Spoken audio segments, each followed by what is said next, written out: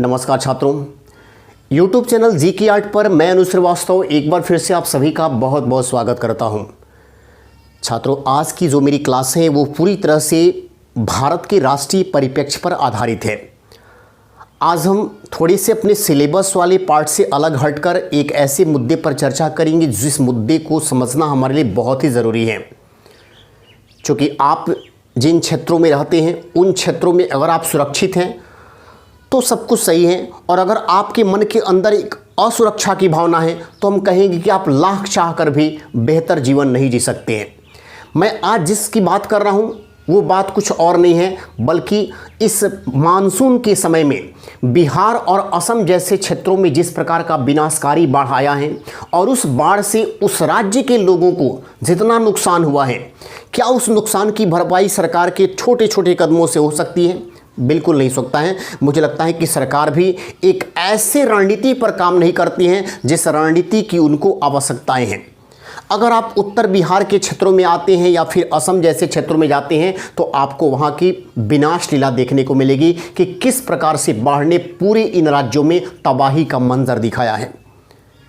एक आम आदमी जो एक साधारण जीवन को जीता है, जिसके लिए मकान वगैरह बनवाना इतना कठिन काम है, लेकिन वो अपने मकानों को, घर द्वार को, अपने मवेशियों को छोड़कर फिर दूसरे क्षेत्रों में चला जाता है, और ये पलायन अगर उनका होता है तो इसका वजह सिर्फ बाढ़ है। लेकिन अब सवाल ये उठता है कि क्या बाढ़ को रोका नहीं जा सकता है? तो बाढ़ एक प्राकृतिक आपदा है, बाढ़ को रोक पाना ये संभव नहीं है। बाढ़ तो आएगा ही आएगा, लेकिन हम ये कह सकते हैं कि बाढ़ से होने वाली हानि को हम जरूर रोक सकते हैं यदि हम सुनियोजित तरीके से कार्य करें।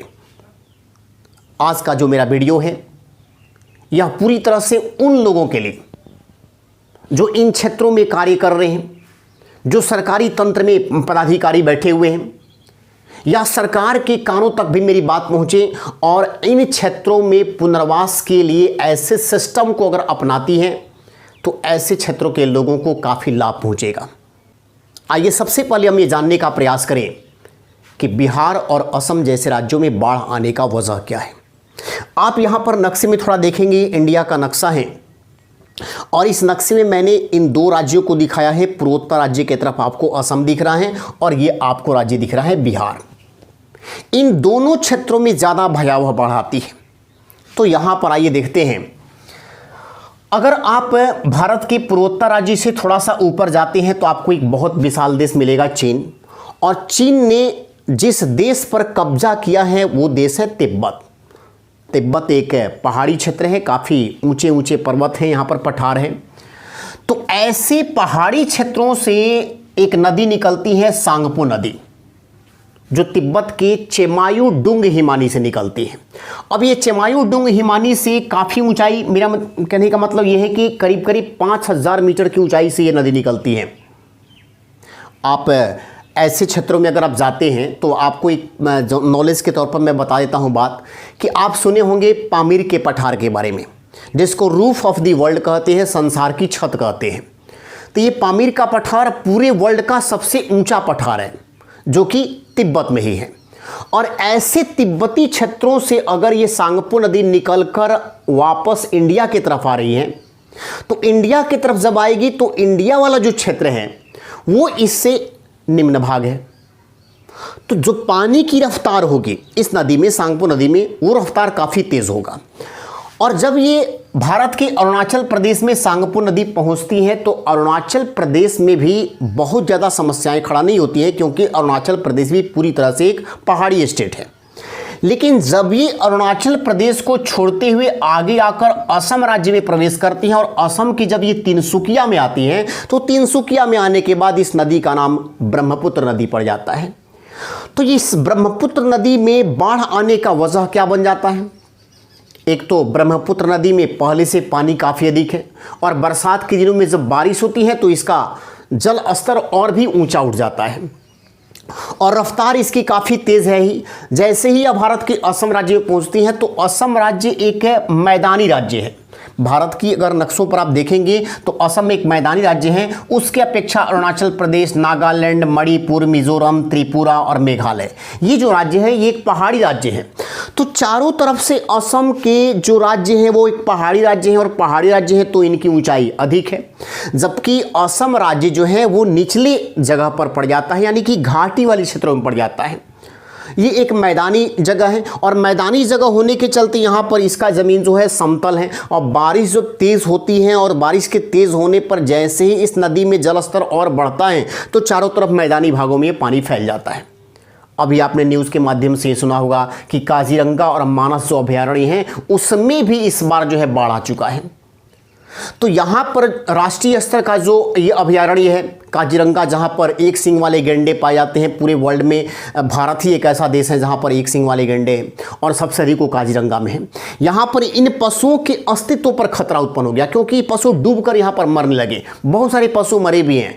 ऐसा ये कहा गया कि इस बार बाढ़ से जितना पशु मरे हैं उतना तो पोषण के द्वारा भी नहीं मरे थे, यानी जो जानवरों की तस्करी वगैरह करते हैं वो भी उतना नहीं मर पाए थे जितना कि इस बार बाढ़ ने इन जंतुओं को नुकसान पहुँचा दिया है। तो सरकार आखिर हाथ पर हाथ धरे क्यों बैठी रहती है, क्यों नहीं कोई दीर्घकालिक प्लान करती है। हमारे देश में क्या है ना कि जब बाढ़ आता है ना तब जाकर कोई प्लान शुरू होता है कि ऐसे करेंगे तो बाढ़ से मतलब लोगों की सुरक्षा हो पाएगी। बाढ़ आने के बाद जब लोगों के सामने समस्याएं खड़ा होती हैं तो बस हवाई सर्वेक्षण होता है, और हवाई सर्वेक्षण के माध्यम से देखा जाता है कि कुछ क्षेत्रों में जाकर कुछ अनाज के पैकेट वगैरह गिराकर लोगों को संतुष्ट कर दिया जाता है। क्या ये उनके लिए संतुष्टि है? क्या यही उनकी ज़िंदगी है? क्या इसी से वो खुश रह पाएंगे? ये कदापि संभव नहीं है। ये बिल्कुल सही नहीं है, क्योंकि जो अपने घर को, अपने क्षेत्रों को छोड़कर जाते हैं दूसरे जगह पर, जो लोग इस परेशानी का सामना कर रहे हैं उन्हें मालूम है कि बाढ़ की विभीषिका क्या होती है। बहुत कठिनाई का सामना करना पड़ता है, और यहाँ तो बाढ़ जाने के बाद जो समस्याएं आती हैं वो और भी विकराल रूप धारण कर लेता है, क्योंकि ऐसे क्षेत्रों में निश्चित रूप से महामारी आती है। तो यहाँ पर जो असम वाला क्षेत्र है ये एक मैदानी भाग हो गया, निम्न क्षेत्र हो गया, चारों तरफ यहाँ पानी फैलता है। और इस पानी के फैलने के लिए देखिए एक और वजह क्या बढ़ जाता है। यहाँ पर देखिए जो ब्रह्मपुत्र नदी है जो भारतीय क्षेत्र में असम में यहाँ पर आई, और पूरे असम के मैदानी भागों से नदी निकलती है ये ब्रह्मपुत्र नदी, और फिर चली जाती है बांग्लादेश की तरफ, और बांग्लादेश की तरफ जाते हुए या बंगाल की खाड़ी की तरफ जाती है। तो यहाँ पर मैं बता दूं कि ब्रह्मपुत्र नदी में संकोश नदी का पानी आकर मिल रहा है, काफ़ी अधिक मात्रा में ये पानी लेकर आ रही है। इसके अतिरिक्त मानस नदी का पानी भी इसमें ब्रह्मपुत्र नदी में आ रहा है, डॉन्सरी नदी का पानी इसमें गिर रहा है, सुबनासरी नदी का पानी इसमें यहाँ पर गिर रहा है। तो ये लोहित नदी जो अरुणाचल प्रदेश और असम के क्षेत्रों में देखिए यहाँ पर ये पानी लेकर आ रही है। तो ये सारी नदियाँ जब पानी और ज़्यादा ब्रह्मपुत्र नदी मिलाते जाती हैं तो ब्रह्मपुत्र नदी का लेवल जो है जल का वो काफ़ी ऊंचा उठ जाता है, काफ़ी ऊंचा उठ जाता है। तो ऐसे क्षेत्रों में बाढ़ बहुत ज़्यादा मतलब मात्रा में आती है, पूरे मैदानी भागों में एरिया को अपना ये कवर कर लेता है। दूसरे राज्यों की अगर हम बात करें तो त्रिपुरा, नागालैंड, या फिर हम ये कह सकते हैं कि मणिपुर हो, मेघालय हो, ऐसे राज्यों को विशेष नुकसान नहीं हो पाता है। विशेष नुकसान करने का मतलब ये है कि थोड़ा बहुत नुकसान इन लोगों को होता है जो थोड़ा सा निम्नवर्ती क्षेत्रों में लोग रहते हैं, लेकिन अधिकांश क्षेत्र इनका बच जाता है क्योंकि ये ऊंचाई वाले भागों पर है। लेकिन असम इसमें बुरी तरह से फंस जाता है। और सबसे बड़ी बात क्या है कि जब ये ब्रह्मपुत्र नदी जब तेज धारा के साथ चलेगी, जब इसकी रफ्तार तेज होगी, अब कहां 5000 मीटर की ऊंचाई से नदी गिर रही है, और असम के क्षेत्रों को देखिएगा तो ये 100 मीटर की ऊंचाई पर है। तो 5000 मीटर से 100 मीटर की ऊंचाई पर जब पानी गिरेगा उतना तेज रफ्तार में तो आएगा ही आएगा, और जितना तेज रफ्तार में पानी आएगा निश्चित ही को अपने साथ उतना ही ज़्यादा अवसादों को लेकर आएगा। अवसाद यानी कि सिल्ट लेकर आती है, बहुत ज़्यादा अवसादों को लेकर ये नदी जो है आगे बढ़ती है। और ये अवसाद क्या होते हैं ना कि नदी के तलहटी में धीरे धीरे क्या होते हैं जमा होने लगते हैं, और जमा होने लगते हैं तो उन क्षेत्रों में क्या होता है ना कि जगह पहले से अवसादों से भर जाता है। तो पानी अब क्या होगा, जितना अवसाद वहाँ पर घेर लिया उतने जगह पर पहले पानी रहता है, लेकिन अब अवसाद ही वहाँ पर आकर जमा हो गया तो पानी वहाँ से क्या होगा, विस्थापित होगा, उतना वहाँ से पानी हटेगा, और जब हटेगा तो कहाँ जाएगा, मैदानी क्षेत्रों में आएगा। मैं आपको एक आंकड़े के तौर पर बताता हूं कि ये ब्रह्मपुत्र नदी प्रतिदिन 2.2 मिलियन टन कचरे को लेकर आती है। 2.2 मिलियन टन कचरा को लेकर प्रतिदिन ये नदी आती है। अब इतना कचरा जाएगा कहाँ? निश्चित है कि नदी में ही रहेगा, नदी की तलहटी में बैठेगा। नदी की तलहटी में जब बैठेगा तो नदी का देखिएगा इस प्रकार से, मान लीजिए नदी है ऐसे और ये पानी का बहाव इसमें मतलब नदी चल रही है ये, लेकिन अब जब कचरा इसमें बैठने लगा तो उस परिस्थिति में क्या होगा, ये अब ये पानी क्या होगा, ऊपर बाहर की ओर निकलेगा, और बाहर की ओर जब निकलेगा तो पूरे मैदानी क्षेत्रों में फैलेगा। अगर आप इन 2.2 मिलियन टन कचरे को प्रतिदिन अगर आप यहाँ से हटाएं, ब्रह्मपुत्र नदी से आप हटाएं, तो 1 लाख ट्रकों की प्रतिदिन आवश्यकता पड़ेगी, तब जाकर ये कचरा यहाँ से हटेगा। तो यही कारण है कि यहाँ पर जो है बहुत ज़्यादा बाढ़ की स्थिति दिखाई पड़ती है असम वाले क्षेत्रों में। अब देखिए थोड़ा सा बिहार की स्थिति को देखिए। बिहार की स्थिति को देखेंगे तो यहाँ देखिए ये है बिहार, और बिहार के ठीक उत्तर में एक देश पड़ता है यहाँ पर, ये नेपाल। तो नेपाल ऊंचाई वाले क्षेत्रों में आता है। बिहार के नीचे अगर देखेंगे तो एक राज्य पड़ता है, आप सुने हैं झारखंड, जो बिहार से अलग हुआ है, और झारखंड में छोटा नागपुर का पठार है। झारखंड भी बिहार से ऊंचा वाला भाग है।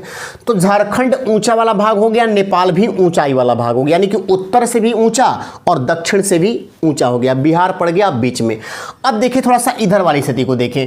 अगर आप भारत के पश्चिम वाले हिस्से को देखेंगे तो जो हमारा इंडिया जो है ना, वो इस तरह से, कुछ इस तरह से ये झुका हुआ है, ऐसे झुका हुआ है। मतलब हम कहेंगे कि ये ढाल इसका जो है, ये ढाल पूरी तरह से बना है पूरब दिशा की ओर, यानी इस प्रकार से ये ऐसे है ढाल। अब ऐसे ढाल है तो निश्चित है कि पानी किधर से आएगा, इधर ही आएगा सारा। यूपी वगैरह से भी जितना पानी आता है वो सारा पानी कहाँ आता है, बिहार में आता है। तो यहाँ पर बिहार में एक क्षेत्र मिल जाता है पानी के रुकने का। नेपाल से आने नदियाँ भी अपना पानी यहाँ पर आकर इकट्ठा करती हैं। झारखंड ऊंचाई वाले क्षेत्रों में पड़ जाता है तो इधर का पानी भी जाकर आपको बिहार में रुक जाता है। जो यूपी वगैरह से जो पानी आती हैं पश्चिमोत्तर राज्यों की तरफ से, वो पानी भी आकर यहाँ पर बिहार में रुक जाता है। और ये सारा पानी देखिएगा एक साइड से बस यहाँ पर खुला मिलता है, एक साइड से खुला मिलता है, तो ये पानी जाता है बंगाल की खाड़ी की तरफ। लेकिन अधिकांश देखिएगा दो तरफ से पहाड़ी क्षेत्रों से और एक तरफ से ऊंचाई का स्थान होना, मतलब ढाल जो है ये पूरब दिशा की ओर होने के चलते सारा पानी बिहार की तरफ से आता है। और बिहार में जब ये पानी आता है तो पूरे बिहार के क्षेत्रों में बाढ़ आती है, खास करके उत्तरी बिहार के क्षेत्रों में। उत्तरी बिहार के क्षेत्रों में इसलिए कह रहा हूं क्योंकि दक्षिणी बिहार के क्षेत्र में जो भी नदियां हैं जो अपना पानी मुख्यतः ले जाकर गंगा नदी में गिराती हैं, जो भी अपना पानी गंगा नदी में गिराती हैं, उन दक्षिणी बिहार की नदियां बहुत ऊंचाई वाले ग्लेशियर से नहीं निकलती हैं, इसलिए उसमें ज़्यादा पानी की मात्रा नहीं होती है। तो दक्षिण बिहार की नदियों में बाढ़ जल्दी नहीं आता है। आप देखें यहाँ पर दक्षिण बिहार की नदियों में कर्मनाशा है, सोन है, पुनपुन है, फल्गु है, क्यूल है, अजय है, ये सारी नदियाँ जो है उत्तर की ओर बढ़ते हुए सारा अपना पानी ले जाकर कहाँ गिरा रही हैं, तो ये सारा पानी अपना ले जाकर गंगा नदी में गिरा रही है। तो इन नदियों में पानी की मात्रा उतनी नहीं, लेकिन जो नॉर्थ हिस्से से जो नदी आ रही है इस बिहार वाले क्षेत्रों में देखिए गंगा नदी है जो उत्तराखंड से आ रही है, उत्तर प्रदेश होते हुए देखिए यहाँ पर ये बिहार में प्रवेश की। तो बिहार को यह 2 पार्ट में यहाँ पर बांटने का काम कर दी है, उत्तरी बिहार और दक्षिणी बिहार। तो इस नदी के उत्तर वाले हिस्से में देखेंगे तो सरयू नदी ये उत्तर प्रदेश से आती है, और ये नदी आकर देखिए अपना पानी ले आकर गिराई है किसमें, ये भी अपना पानी लाकर गिरा रही है गंगा नदी में। काफ़ी अधिक मात्रा में पानी लेकर आती हैं। गंडक ये भी काफ़ी अधिक मात्रा में पानी लेकर आ रही है। बूढ़ी गंडक ये भी काफ़ी अधिक मात्रा में पानी को लेकर आ रही है, और ये सारा पानी जा रहा है किसमें, गंगा नदी में। तो आप इन क्षेत्रों को देखिएगा तो ये पूरा क्षेत्र ज़्यादा पानी होने के चलते ये आपका पूरा क्षेत्र जलमग्न होता है गंडक और बूढ़ी गंडक नदी के चलते। इसके बाद इधर देखेंगे तो बागमती नदी और जो कमला नदी है, ये दोनों नदियां गंगा नदी में जाकर डायरेक्ट अपना पानी नहीं गिरा रही हैं, लेकिन ये बिहार के क्षेत्रों में नेपाल की तरफ से आई है और बिहार के क्षेत्रों में आकर ही यह अपना पानी गिरा रही है किसमें, कोसी नदी में। कोसी नदी में पानी गिरा रही है। और कोसी के तो बारे में आपको पता है कि कोसी नेपाल के क्षेत्रों से निकलती है, फिर नेपाल के क्षेत्रों से निकलकर तिब्बत की तरफ जाती है, फिर तिब्बत से वापस बैक होती है नेपाल में, और तब नेपाल से बैक होकर फिर आती है आपको इंडिया में, और इंडिया के किस राज्य में, बिहार में। और इस नदी के साथ क्या खासियत है कि देखिए यहाँ पर ये मार्ग मैंने दिखाया है, कोसी का ही मैंने मार्ग दिखाया है। एक मार्ग यहाँ से जलधारा, एक जलधारा यहाँ पर, एक जलधारा यहाँ पर, यानी इस नदी को हम भारत में विनाशकारी नदी कहते हैं। कोसी को एक ऐसी नदी कहते हैं जिसको हम विश्वासघाती नदी कह सकते हैं, और विश्वासघाती कोसी को इसलिए कहा जाता है क्योंकि यह सबसे ज़्यादा मार्ग बदलने वाली नदी है। अभी आप देखिए बाढ़ का पानी इस क्षेत्र में लाई है, तो लोगों ने क्या किया, अपना घर द्वार सब कुछ रहना वना सब कुछ शुरू कर दिया इस साइड में। लेकिन क्या है ना कि अगले ही साल नदी अपना मार्ग बदल कर अब इधर से आ जाएगी, अब इधर के लोग समस्याओं में पड़ेंगे। फिर अगले साल लोग क्या किए कि यहाँ से सामान वगैरह लेकर हटाए, फिर इधर आकर पैक किए।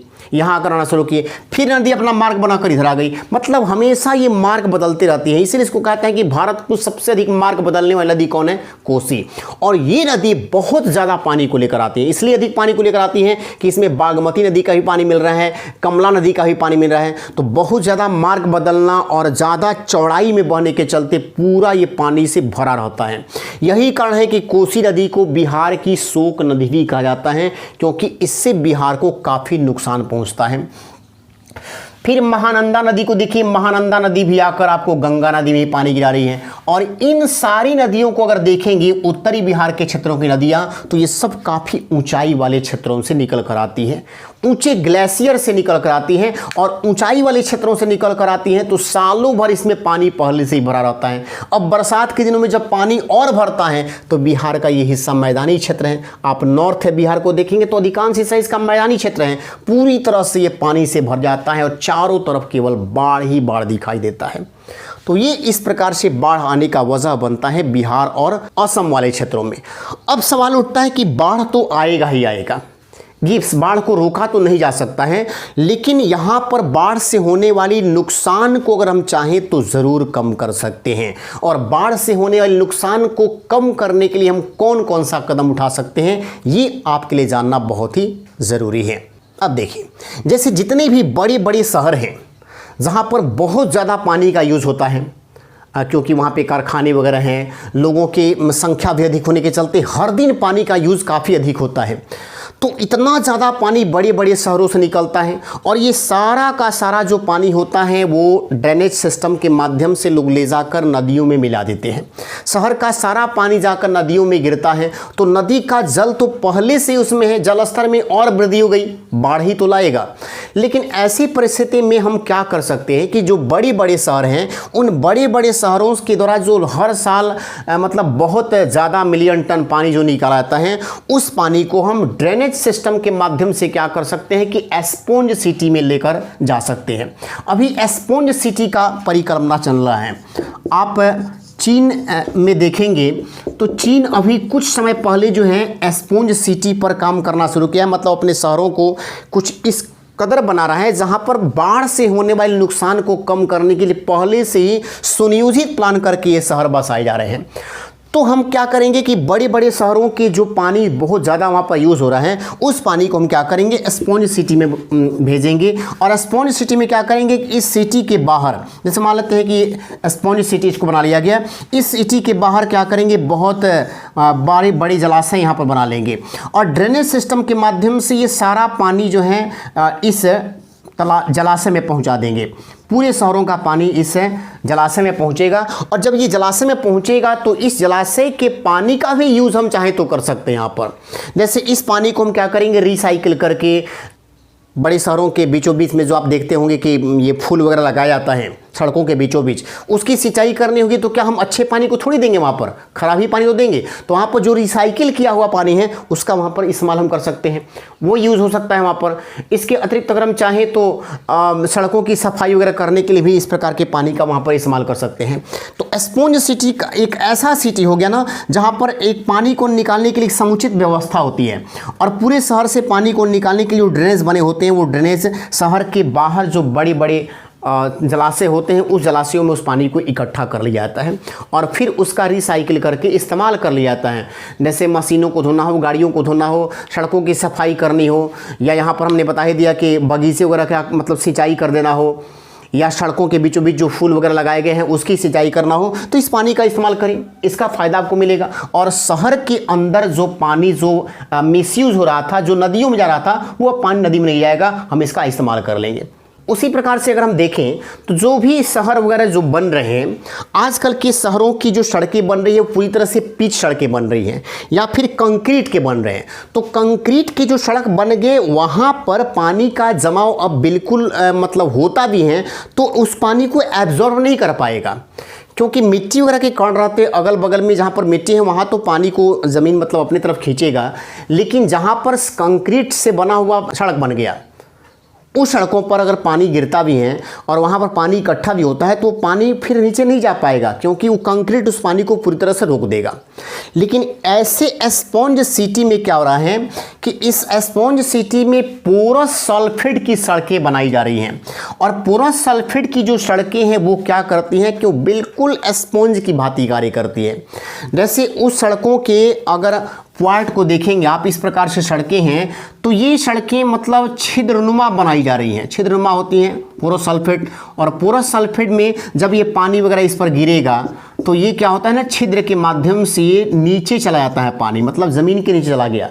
तो उससे क्या होगा कि जितना भी शहर में पानी वगैरह लगेगा वो सड़कों के माध्यम से नीचे जाएगा, शहर में किसी प्रकार की समस्याएं नहीं हो पाएगी। तो ये एक तरीका है कि स्पॉन्ज सिटी में इसके माध्यम से हम ला करके पानी को नीचे ले आ सकते हैं। और अब ये क्या करेंगे कि जितने भी पानी को एब्जॉर्ब किया गया है इस सड़कों के माध्यम से, वो सारा एक बेहतर मतलब ड्रेनेज सिस्टम के माध्यम से ले जाकर इसको शहर के बाहर जलाशय में गिरा देंगे। वेल ड्रेनेज सिस्टम ऐसे शहरों में दिखाई देता है। यहाँ पर ले जाकर हम क्या करेंगे, सारे पानी को इकट्ठा करेंगे और इस पानी को फिर हम जो है रिसाइकिल करके किसी न किसी चीज़ में इस्तेमाल कर सकते हैं। तो जो भी स्पॉन्ज सिटी है, वैसे स्पॉन्ज सिटी में पोरस सल्फेट की सड़कें जो बन रही हैं, उन सड़कों की खास बात क्या है कि वो पानी को एब्जॉर्ब करने की क्षमता अपने पास रखते हैं। चीन में ऐसी जो है बहुत सारी सड़कें जो अभी तक बनाई भी जा चुकी हैं। अब अगर देखिए ग्रामीण क्षेत्रों में आप जाते हैं तो ग्रामीण क्षेत्रों में जाने के बाद सबसे बेहतर उपाय क्या है कि आजकल जो पेड़ों की अंधाधुंध कटाई हो रही है, उस पेड़ों के कटने से दो तरह की समस्याएं आती हैं। एक तो पेड़ जो है जब नुकसान होंगे तो उससे पर्यावरण हमारा प्रदूषित होगा, और दूसरा जो नुकसान होता है कि पेड़ हमारे मिट्टी के कण को बहुत ही मजबूती के साथ जड़ों से पकड़े रहते हैं। तो बाढ़ का जब पानी आता है, जब काफ़ी तेज़ी में उस पर प्रहार करेगा, उसके बावजूद भी वह मिट्टी वहाँ से हट नहीं पाएगा, मतलब वो अपरदित नहीं हो पाएगा, क्योंकि उसको काफ़ी मजबूती के साथ वो पकड़ा हुआ है। इसीलिए हमें अधिक से अधिक पेड़ों को लगाना चाहिए। जितना अधिक हम पेड़ों को लगाएंगे उतना ही वो पेड़ मिट्टी को कणों को बहुत ही बेहतर ढंग से और मजबूती के साथ पकड़ेंगे। जब मजबूती के साथ पकड़े रहेंगे तो उस परिस्थिति में उन क्षेत्रों के उन जगहों को तोड़कर पानी आगे नहीं बढ़ पाएगा। तो एक तरीका है कि आप पेड़ों को अधिक लगा करके बाढ़ की विभीषिका को कम कर सकते हैं। हाँ, लेकिन अगर मान लेते हैं कि जैसे कोई ऊंचाई वाला क्षेत्र है, ये ऐसे मान लीजिए कोई क्षेत्र हो गया। अब ऐसे क्षेत्रों में अगर आप पेड़ वगैरह लगाते हैं तब तो भाई जी ये बाढ़ जब आएगा, इतना तेज़ बारिश हो तो इसमें तो ये कटाव तो होगा ही, और कटाव होगा तो निश्चित देखिए पेड़ ही सारा चला जाएगा, क्योंकि इस ढाल पर जो है ये पेड़ मजबूती के साथ पकड़ कर भी कुछ नहीं कर पाएंगे। समतल जमीन रहेगा तब तो वहाँ पर पेड़ों को हम लगा लेंगे, तो क्या होगा कि वहाँ पर पानी की धारा थोड़ी कम होगी, उसका स्पीड कम होगा, और पेड़ जो है कि जड़ें जितनी अच्छे से मिट्टी के कणों को पकड़े रहेगी तो उससे ये पेड़ें नहीं हटेगी, मिट्टी के कण भी वहाँ से नहीं हटेंगे, तो बाढ़ की विभीषिका कम हो जाएगी। लेकिन अगर ऊंचाई वाले क्षेत्रों पर लगाएंगे पेड़, तब तो ये आसानी से इसको पेड़ को गिरा सकता है ये बाढ़। ऐसी स्थिति में क्या करेंगे कि इस पहाड़ी क्षेत्रों में वेटिवर ग्रास लगाएंगे। वेटिवर ग्रास, और वेटिवर ग्रास क्या करता है कि बहुत अच्छे ढंग से दो तरह के कामों को आपको देगा। पहला काम तो आपको ये देगा कि ये घास बहुत अच्छे ढंग से इस मिट्टी के कण को पकड़े रहेगा। दूसरी बड़ी बात हमको ये फ़ायदा होगा इन ग्रास से कि ये बहुत जल्दी रीजेनरेट होता है। अगर आप इसका ऐसे जगहों में पशु चारण वगैरह भी कराना चाहें तो पशुओं को चराकर उनके लिए आहार भी जुटा सकते हैं। तो एक पशुओं के लिए आहार मिल सकता है, दूसरे की मिट्टी के कटाव को क्या करते हैं, ये रोक देते हैं। तो मिट्टी के कटाव को जब रोकेंगे तो ऐसे क्षेत्रों में बाढ़ आने की संभावनाएं भी क्या हो जाएगी, बहुत ही कम जाएगी। तो वेटिवर ग्रास को लगाने से बहुत ज़्यादा बाढ़ पर नियंत्रण किया जा सकता है। अब देखिए जैसे अभयारण्य है भारतीय क्षेत्रों में, तो भारतीय क्षेत्र में जहाँ पर असम जैसे क्षेत्रों में काजीरंगा और मानस अभयारण्य है, उन क्षेत्रों में हम एक बहुत ही अच्छा व्यवस्था चाहे तो कर सकते हैं वहाँ के पशुओं को बचाने के लिए बाढ़ के समय में। जैसे बाढ़ जब आता है तो ऐसे क्षेत्रों मान लीजिए ये आपका जगह हो गया और ये थोड़ा सा ऊंचाई वाला भाग है। अब यहाँ पर बाढ़ का पानी पहुँचा तो जो छोटे छोटे जीव होंगे वो छोटे छोटे जीव तो मतलब इस क्षेत्रों में चढ़ने का भी प्रयास करेंगे तो उतना सक्सेस नहीं हो पाएंगे, तो वो तो डूब के मरेंगे ही मरेंगे। लेकिन जो बड़े जो पशु हैं, उन बड़े पशुओं के लिए क्या होगा ना कि ऐसे क्षेत्रों में उनको एक बहुत अच्छा सिस्टम दे दिया जाए कोई, तो वो अपना बाढ़ वाले समय आने से पहले वैसे जगहों पर जाने की उनकी हैबिट बनेगी। तो हैबिट बनने से क्या होगा ना, वैसे क्षेत्रों के पशुओं की सुरक्षा हो पाएगी। और ये सुरक्षा कैसे होगी, देखिए हम क्या करेंगे कि मई के समय में जब बाढ़ मानसून का समय आता है उसके पहले क्या करेंगे कि ऐसे ऊंचाई वाले क्षेत्रों को चुनेंगे, इन अभयारण्य के क्षेत्र में वैसे ऊंचाई वाले जगहों को चुनेंगे और वहां पर कोई इस प्रकार से मान लीजिए कि कोई पॉइंट हम लगा दिए और उस पॉइंट को लगाने के बाद यहां पर कुछ ऐसी चीजों को रख दिए जहां पर पशु उसको आराम से खा सके। अब क्या है कि जो भी पशु वगैरह हैं वो इस वस्तु को खाने के लिए इस ऊंचाई वाले क्षेत्रों में हमेशा जाएंगे, क्योंकि उनको वहां पर भोजन मिल रहा है। तो एक उनका हैबिट बन जाएगा, हैबिट बनेगा कि चलिए हम ऐसे क्षेत्रों में जाएं और जाकर इन चीज़ों को हमेशा खाएं। तो जब बाढ़ वगैरह का समय आएगा ना, तो बाढ़ वगैरह के समय में उनका चूंकि हैबिट पहले से नहीं था, क्योंकि हमने कोई सिस्टम यहाँ पर दिया नहीं, लेकिन अब जब ऐसे सिस्टम को हम विकसित कर चुके होंगे तो पशुओं को भी लगेगा कि अगर हमारे सामने यहाँ पर समस्याएं हैं, कुछ खाने पीने की चीज़ें भी नहीं मिल पा रही हैं, तो ऊंचाई वाले क्षेत्रों में हमेशा हम जाते हैं, वहाँ पर कुछ ना कुछ मिलता है, तो आसानी से ऐसे क्षेत्रों में वो आकर अपने जीवन को यहाँ पर सर्वाइव कर सकते हैं, बचा सकते हैं, क्योंकि उनकी एक आदत पड़ जाती है ऐसे ऊंचे क्षेत्रों में चढ़ने की। तो फिर उनके लिए कहीं कोई समस्या वहां पर नहीं होगी। आप असम के क्षेत्रों में देखिएगा तो असम राज्य में एक शहर पड़ता है डिब्रूगढ़। आप डिब्रूगढ़ को देखेंगे तो पूरा जहां असम इस समय बर्बादी के मंजर को देख रहा है बाढ़ में, डिब्रूगढ़ उतना परेशान नहीं है। हालांकि डिब्रूगढ़ में भी बाढ़ है, लेकिन उस प्रकार की समस्याएं नहीं आ पाई हैं। उसका वजह यह बन गया है कि वहां पर क्यों समस्याएं नहीं आ गई, तो उस जिले में एक बहुत अच्छे ड्रेनेज सिस्टम के तहत काम किया गया है। और कैसे काम किया गया है कि जो भी वहां की सड़कें वगैरह हैं, उन सड़कों के किनारे जो है ना तटबंध बना दिए गए हैं। ये इस प्रकार से तटबंध बनाए गए हैं और ये तटबंध दोनों तरफ बना करके इन क्षेत्रों में बाढ़ की विभीषिका को रोकने का प्रयास किया गया है। और वो कैसे, जैसे मान लेते हैं कि आप किसी ऐसे क्षेत्रों में जाते हैं जहां पर हर साल बाढ़ वगैरह आता है, वहां पर कच्चा मिट्टी का कोई बांध जो है ऐसे बना हुआ है, ऐसे कोई कच्चा मिट्टी का बांध बना हुआ है।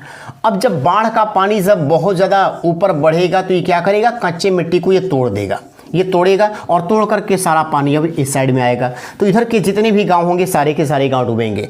लेकिन अगर ऐसे क्षेत्रों में हम कच्चा बांध बनाने की जगह अगर पक्का बांध बना दे, पक्का बांध बना दे और पक्का बांध बना करके यहाँ पर पत्थर को जाली में रख देने का काम करें, तो फिर उस सारे पत्थर को तो एक साथ बहा नहीं ले जाएगा पानी, कितना भी तेज रफ्तार होगा। तो जैसे आप पटना के एनआईटी घाट में जाइएगा तो वहाँ पर देखिएगा कि एनआईटी घाट में क्या किया गया ना कि उस गंगा नदी के चारों तरफ जो है, मतलब इस साइड में दोनों साइड में ऐसे जो है ना डैम तो बने ही हैं। डैम इस प्रकार से बनाया गया है, मतलब पक्की सीमेंट के, और पक्की सीमेंट का बनाने के बाद क्या किया गया है, यहाँ पर पत्थरों को रखा गया है। और जो यहाँ पर पत्थरों को रखा गया है ना, इन पत्थरों को ऐसे नहीं छोड़ दिया गया, क्योंकि ऐसे छोड़ेंगे तब तो ये पानी की तेज रफ्तार इन पत्थरों को मतलब भगाते हुए आगे लेकर चली जाएगी। लेकिन जब इन सारे पत्थरों को आप एक जाली में ऐसे बांध देंगे, पूरे जाली में जब ऐसे ऐसे लगा देंगे, ये पूरे जाली में जब ये रहेंगे तो ये पत्थर एक साथ तो सारे हटेंगे नहीं, तो उस परिस्थिति में ये डैम टूटने का चांस ही नहीं बनेगा, ये टूटेगा ही नहीं। ऐसा ही व्यवस्था आपको डिब्रूगढ़ शहर में किया गया है, जिसके चलते डिब्रूगढ़ का जगह इस समय उतने मुश्किलों में नहीं है जितना कि असम के अन्य जगह जो है मुश्किल में है। अब देखिए एक और व्यवस्था क्या है, जैसे मान लेते हैं कि ये वाले क्षेत्र हैं, यहाँ पर हमने डैम बना दिया, यहाँ भी डैम बना दिया, यहाँ पर डैम बना दिया। अब इसमें बीच में पानी है, तो कचरा तो जितना आता है ब्रह्मपुत्र नदी में या किसी भी नदी में, ऊंचाई वाले क्षेत्रों से जो नदियाँ आती हैं, जो हर साल सिल्ट आते हैं वो तो उसमें आएंगे ही आएंगे, उस कचरे को तो आप रोक नहीं पाएंगे। और ये कचरा जब आएगा तो निश्चित है कि इस नदी वाले क्षेत्र के निचले हिस्से को ही क्या करेगा, भरेगा।